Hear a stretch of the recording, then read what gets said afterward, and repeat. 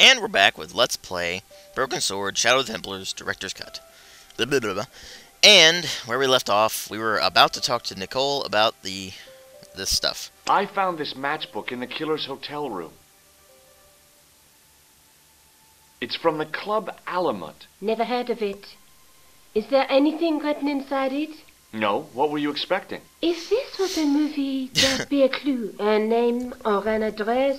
That's no use. There aren't even any matches in it. Oh well, I'll keep it as a souvenir. It'll come in handy later, I'm sure. I found this in the killer's room. What is it? A credit card? ID, Thomas Merlin, of the Gruber Electronics Corporation. Never heard of him or the company. Naturally. But this is what we really want to talk about. You're just not going to believe what I've found. It's not another part of the clown's costume, is it? No, much better than that. It's a medieval manuscript. Khan left it in the safe at the U-boot. It's incredible. Is this what he took from Plantark? It could be, which means it's worth enough to kill for. Look there, two guys on the same horse. Oh, yeah. Maybe they couldn't afford one each. What of it? Have you ever heard of the Knights Templar? Their official seal was an image of two knights sharing a horse. Whatever this Not too sure about manuscript that, means, but it's anyway. connected with the Templars.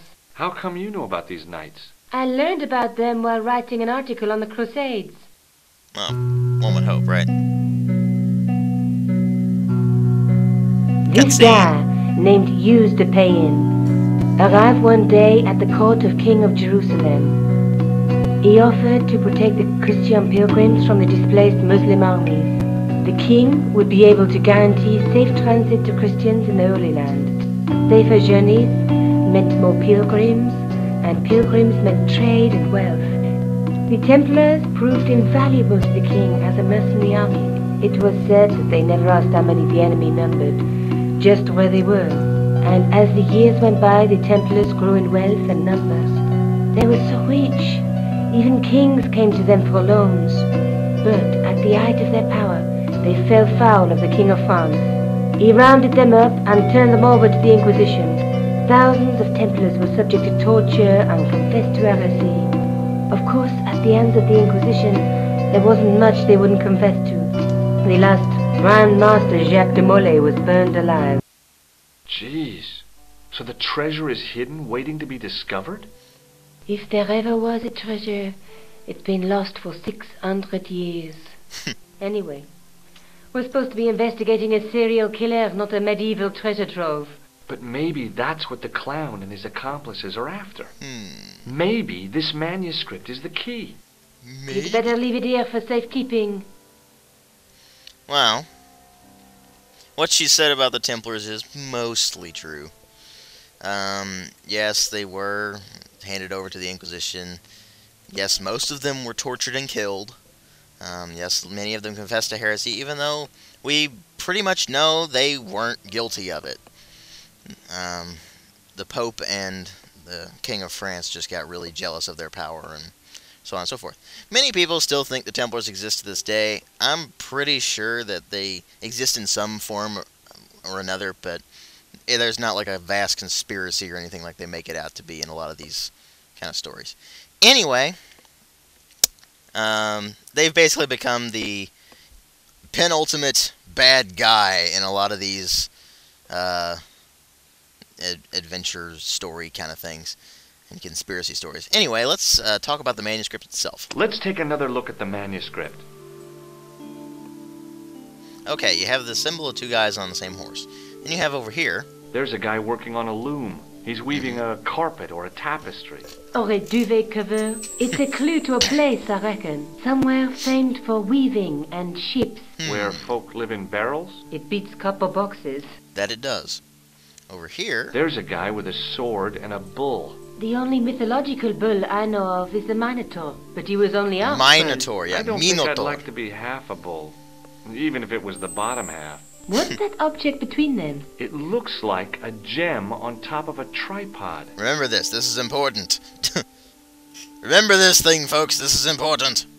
A knight with a crystal ball. Now, there's something written on the scroll beside the knight. Yes, but it's written in Latin. Per disciplinum mea lux videbis. By my teachings, you will see the light. You speak Latin. Where did you learn a trick like that? A trick? I studied law, okay? I can read Latin. My, you're touchy. Tell me that again. Anyway, The night through my teachings, okay.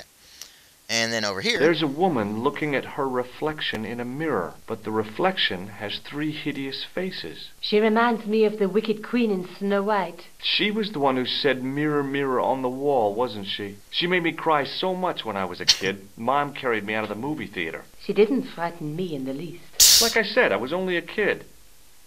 I didn't like the crocodile in Peter Pan either. Let's face it, we need help, George. Someone who knows about these things.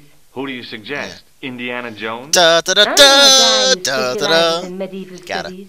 His name is Lobino. Oh no, not Some him. stuffy old fossil who gets horny over ancient relics. Whoa, Oh. George. Far from it. Andre isn't the Whoa. stereotypical professor you have in mind. Where can I find this Lobino guy? At the Kroon Museum. I'll give you the address. George, man, you're naughty. Are you sure you... Positive. Okay, well, I have... Okay. now we gotta go talk to Lobinil. Oh, hi. Well, Can you... I can tell it. I can tell it come? doesn't belong to Give you. me some credit. If you're an electrician, I'll eat my antirhythms. You're a remarkably talented lady. Does this match... No, but I can tell you one thing. Oh, and what's that? There's no... Okay, there's no you Club later. Alamut in That's- Paris. I accidentally clicked the mouse, sorry. My mouse button's a little bit touchy. Just a little. Anyway, let's go talk to... well, try to talk to Lobino. Lobino. I'm really, really awful with French.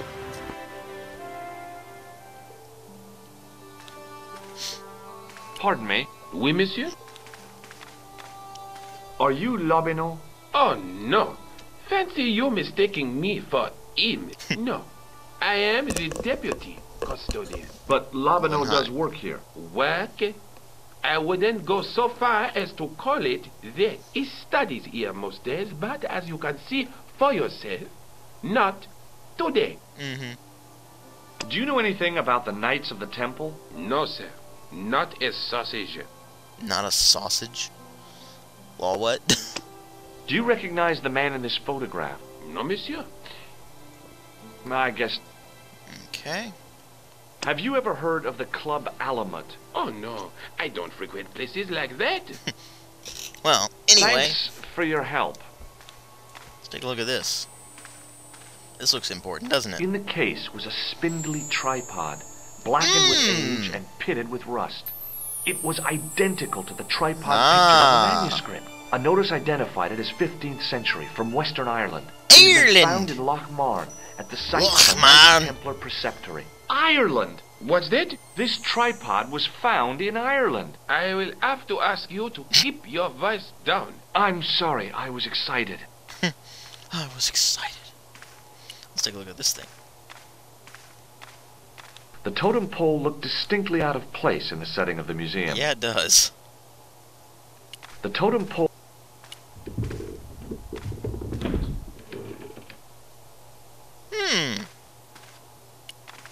That could be important later. It was an ancient Egyptian sarcophagus with a beautifully painted effigy of its owner on the lid.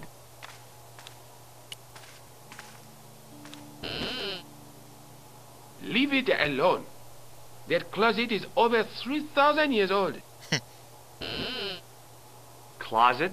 It's a sarcophagus.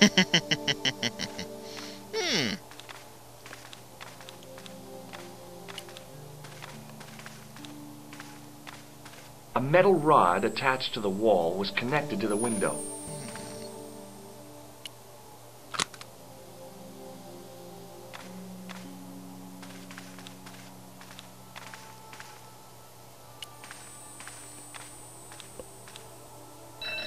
As I reached toward the display case, a shrill piping filled the air. I froze, then tried to get myself together and act nonchalantly. No, monsieur. No, no. Okay, okay. Alright, Pardon let's me. talk to him. Oui, monsieur? Can you give me any further information about the tripod? Yeah, that's Certainly, kind of important. monsieur. It's infamous. That tripod, that belonged to John Dee. What's the importance of John Dee's tripod? Dee was the most famous escapologist of the 16th century. The Houdini of his time. Don't you mean alchemist? Escapologists use ropes, chains, and handcuffs, not tripods. Well, whatever it was, that is the tripod he used in his experiments. What kind of experiments did John Dee perform with his tripod? Oh, the usual. Didn't you study chemistry at school? Yeah, but we skipped over thaumatology. Can I take a closer look at the tripod? What? Get it out of the case? Ah, no! That tripod is protected by a sophisticated surveillance system. How sophisticated? A painfully loud alarm bell. Painfully loud. How is the alarm bell triggered? By the slightest pressure on or movement of any part of the case wherein that tripod is situated. It strikes me that to call your alarm system sophisticated is, well, stretching the truth a little. It has never failed yet. The sophistication is in its simplicity. Well, yeah. Do you know anything about medieval manuscripts? Not me, monsieur. I am no scholar. Though people often mistake me for one. It is the uniform, I guess. They see the clothes. They are impressed. And they ask you to park their cars? They ask me to park the... No. They assume I am an authority on the exhibits in my care. Whereas you know next to nothing about history. Of course not. All I am saying is, I am no scholar. Not like Monsieur Lobineau. Would you like to shake my hand? Not while I'm on duty, monsieur. Thanks. Well, let's see here.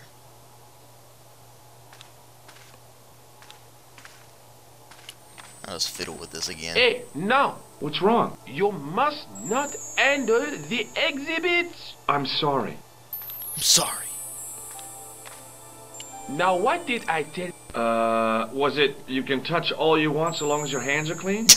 Not quite, monsieur. It was do not touch, not ever! Oh, yeah.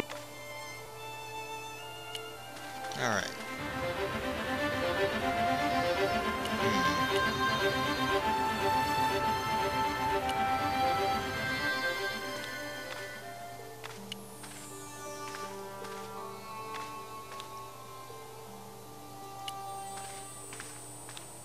See, he'll shut No, that monsieur. occasion. Okay.